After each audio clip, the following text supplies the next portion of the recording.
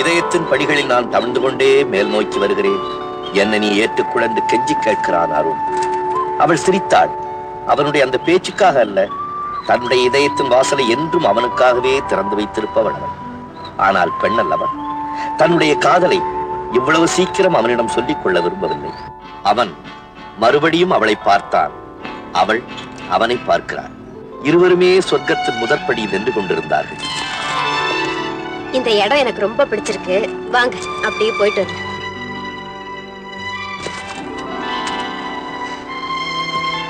அவர்களுடைய முதல் சந்திப்பில் ஒரு ரசமான சம்பவம். அருண் பெரிய பணக்காரன், கார் வைத்திருப்பவன்.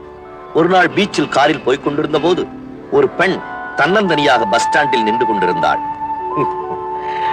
அவள் அவனை தட்டி அழைத்தாள். அருண் பயத்தோடு காரை நிறுத்தினான்.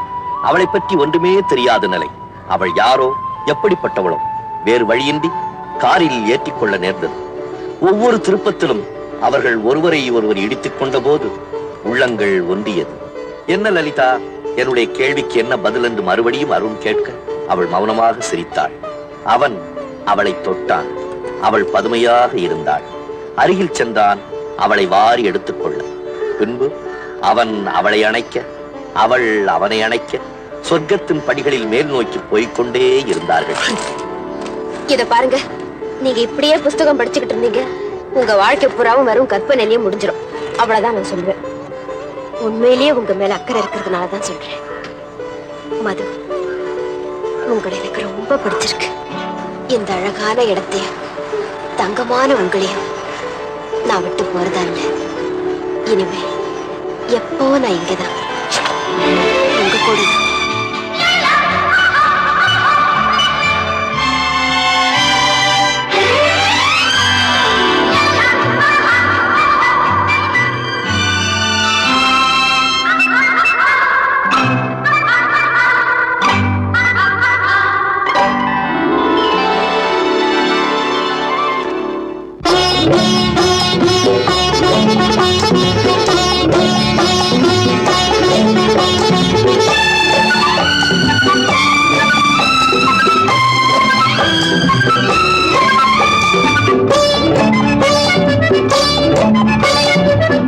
பொட்டு வைத்த முகமோ,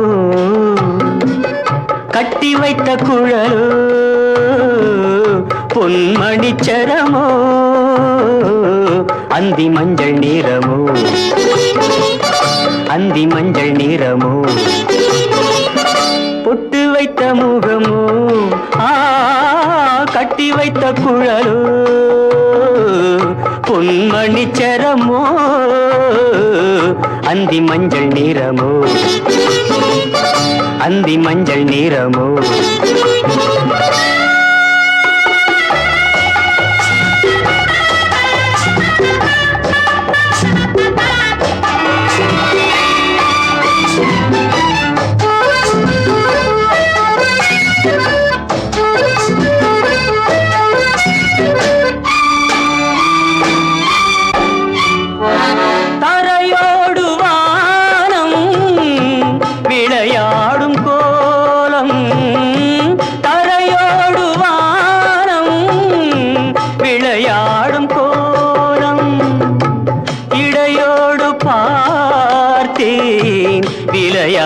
கேட்டேன் இடையோடு பார்த்தேன், விலையாக கேட்டேன்.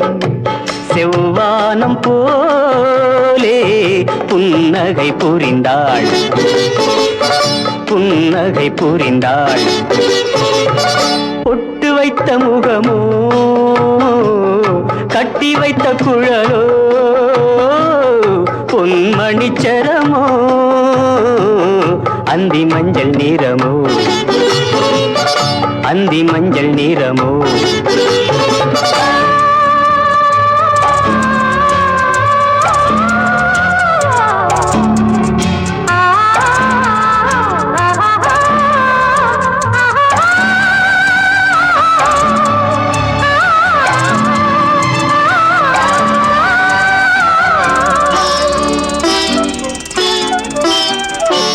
மறுவீடு தேடி கதிர் போகும் நேரம்,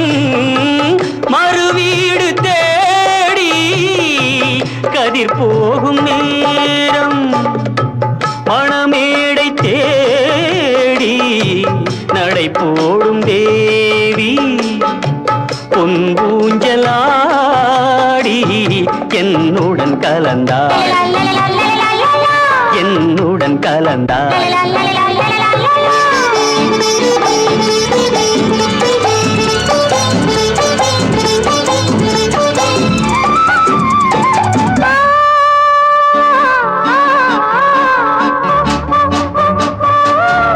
மலை தோட்ட பூவில் மனம் இல்லை என்று மலை தோட்ட பூவில் மனம் இல்லை என்று தலை கோட்ட ராணி கை வீசி வந்தாள் ஒளியாக தோன்றி நிழல் போல் மறைந்தாள்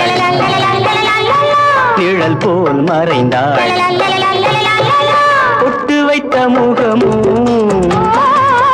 கட்டி வைத்த குழலோ பொன்மணிச்சரமோ அந்தி மஞ்சள் நிறமோ அந்தி மஞ்சள் நிறமோ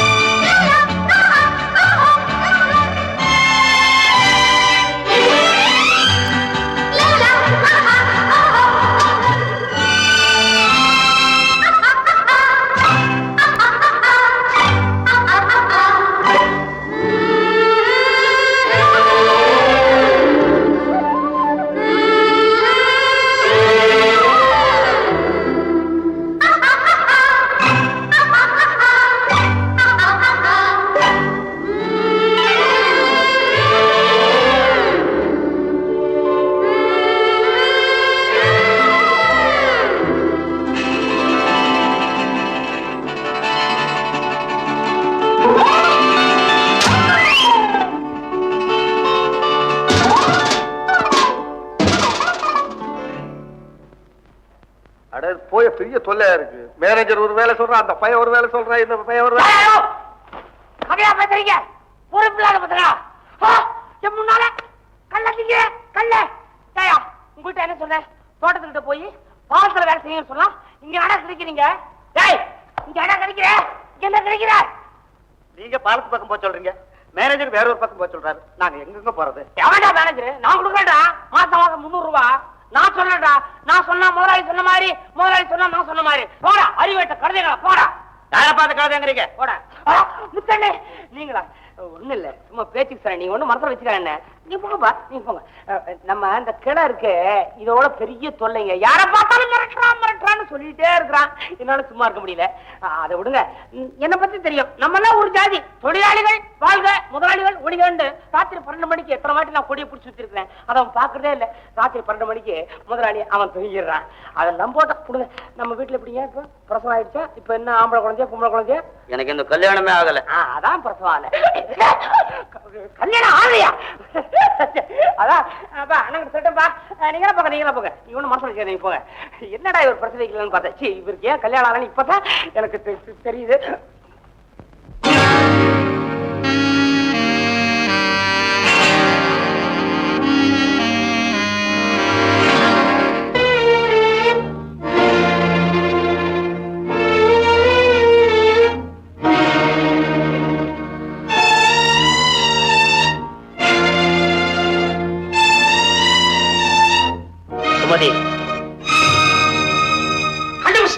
கண்டுபிடிச்சிட்டேன். நீங்க என்ன ஏமாத்த முடியாது. நீங்க தான் நடிகை சுமதி.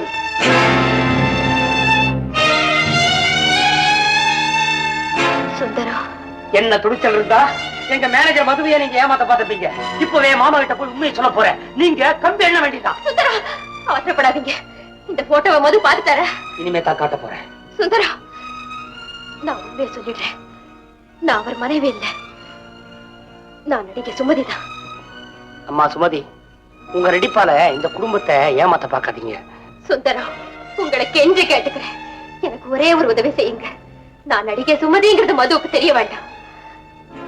ஆமா சுந்தரம், எனக்கு எல்லா வசதி இருந்தும் வாழ்க்கையில எந்த சுவையும் இல்லாம இருந்து என்னமோ தெரியல.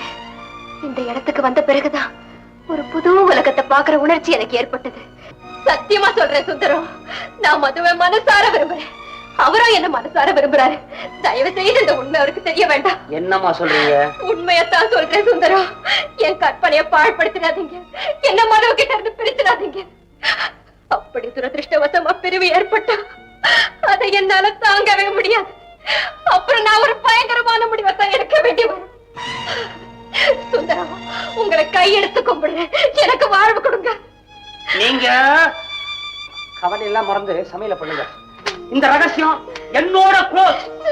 மதுவுக்கு பாவக்காய் பிடிச்சதுலாம் ரொம்ப பிடிக்கும். இத்த வச்ச குடுத்தி எடுத்துக்கோ.